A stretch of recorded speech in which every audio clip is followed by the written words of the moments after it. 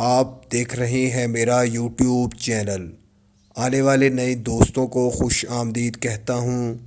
دوستو، آج کی اس ویڈیو میں آپ لوگوں کو پاکستان کے صوبہ پنجاب کے شہر لاہور کے دو مشہور بدماش بھائیوں کے بارے میں بتاؤں گا، جن کا نام ملک اشرف اعوان عرف اچھو بارلہ اور ملک رشید اعوان عرف شیدی بارلہ تھا۔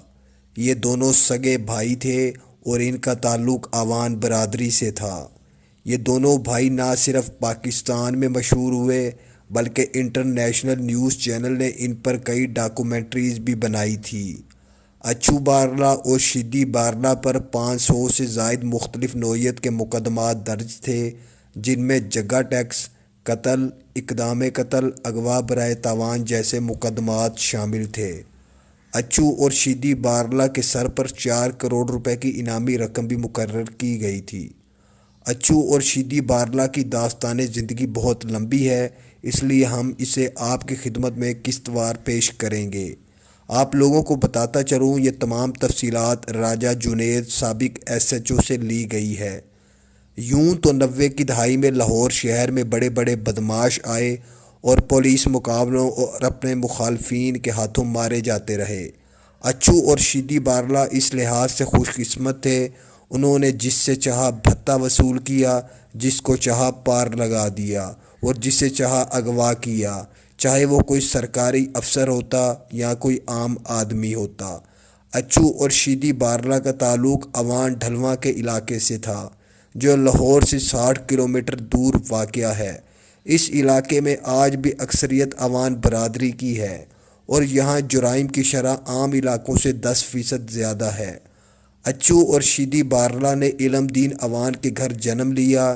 ان کا والد علم دین اعوان ایک چھوٹا موٹا ذمہ دار تھا، جو ذمہ دارہ کر کے اپنا گھر چلایا کرتا تھا۔ علم دین اعوان کی یاری دوستی ملک مشتاق کے ساتھ تھی۔ 75 کی دہائی میں انڈیا اور پاکستان میں سونے کی اسمگلنگ بھاری مقدار میں کی جاتی تھی۔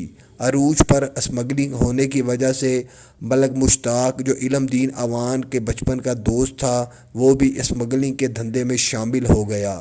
ملک مشتاق کو اس دھندے میں شامل کروانے والے جٹ برادری کے جیدہ جٹ اور عاشق جٹ تھے، لیکن کچھ عرصہ بعد جٹ گروپ اور ملک مشتاق کے درمیان اختلافات شدید ہو گئے۔ اس طرح ملک مشتاق جٹ گروپ سے الگ ہو گیا۔ عاشق جٹ نے اس کے خلاف گروپ بندی شروع کر دی۔ ملک مشتاق لاہور کے ایک انسپکٹر آغا وسیم کو بھاری رشوت دیا کرتا تھا۔ اس کے بدلے انسپکٹر آغا وسیم ملک مشتاق کو پولیس کی کارروائیوں سے پہلے ہی آگاہ کر دیا کرتا تھا، لیکن جٹ گروپ نے ملک مشتاق کو سائیڈ پر کرنے کے لیے انسپکٹر کو زیادہ رشوت دینا شروع کر دی اور اسی انسپکٹر کو ملک مشتاق کے خلاف بھڑکایا اور اسے ملک مشتاق کے خلاف کر دیا۔ پولیس نے ملک مشتاق کے ساتھ ساتھ علم دین اعوان پر بھی جھوٹا مقدمہ درج کیا اور ان دونوں کو گرفتار کر لیا۔ اسی گرفتاری کے دوران جیدہ جٹ اور عاشق جٹ نے اس وقت کے مشہور اشتہاری تانبا گجر سے ملک مشتاق کے 2 بیٹے ملک عقیل اور ملک نبیل کو قتل کروا دیا۔ کچھ عرصہ بعد ملک مشتاق اور علم دین کی ضمانتیں ہو گئی اور جیل سے باہر آ گئے۔ جیل سے باہر آنے کے بعد ملک مشتاق نے جیدہ جٹ کے 3 بیٹوں کو قتل کر کے اپنے 2 بیٹوں کا بدلہ لیا۔ جٹ گروپ میں ملک مشتاق کا خوف اور دہشت بڑھ گئی تھی، جس کی وجہ سے جٹ گروپ نے ملک مشتاق کو بھی پار کروانے کے لیے کوششیں تیز کر دی۔ جٹ گروپ کی طرف سے بھیجے گئے بندوں نے جب ملک مشتاق پر پہلا حملہ کیا تو اس حملے میں ملک مشتاق شدید زخمی ہو گیا تھا، لیکن دوسرے حملے میں ملک مشتاق مارا گیا۔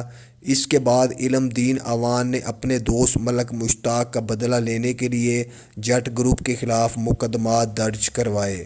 جٹ گروپ نے علم دین اعوان کو بھی پلاننگ کے ساتھ قتل کروانے کی سازشیں کرنا شروع کر دی تھی۔ اس بات کی اطلاع علم دین اعوان کو علاقے کے کچھ لوگوں سے ہوئی تھی اور ایک دن جب علم دین اعوان اپنے بیٹوں اچھو بارلہ اور شیدی بارلہ کے ساتھ اپنی زمینوں کو پانی لگانے جا رہا تھا، جٹ گروپ کے لوگوں نے اچھو اور شیدی بارلہ کے سامنے ان کے باپ علم دین اعوان پر اندھا دھند فائرنگ کر دی۔ اس فائرنگ کے نتیجے میں علم دین اوان کو 28 گولیاں لگی اور وہ موقع پر ہی ہلاک ہو گیا۔ یہاں سے اچھو اور شیدی بارلا نے جرائم کا راستہ اختیار کیا۔ باپ کے قتل کے وقت دونوں بھائی وہاں سے فرار ہو کر اپنی جان بچانے میں کامیاب ہو گئے تھے، لیکن کچھ عرصہ بعد دونوں بھائیوں کے اندر بدلے کی آگ نے جنم لیا۔ یوں اچھو اور شیدی بارلا نے مل کر ہتھیار اٹھا لیے اور انہوں نے جٹ گروپ کے 3 لوگوں کو مزید قتل کر کے اپنے باپ کے قتل کا بدلہ لیا۔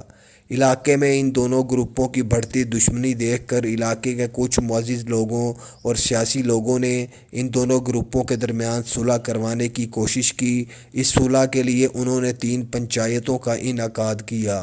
پہلی 2 پنچایتیں بلا نتیجہ ختم ہوئی، جبکہ تیسری پنچایت میں اچھو اور شیدی بارلا گروپ جبکہ جٹ گروپ کے درمیان صلح ہو گئی۔ یہ صلح کروانے کے لیے سیاسی لوگوں نے ضمانتیں بھی دی تھیں۔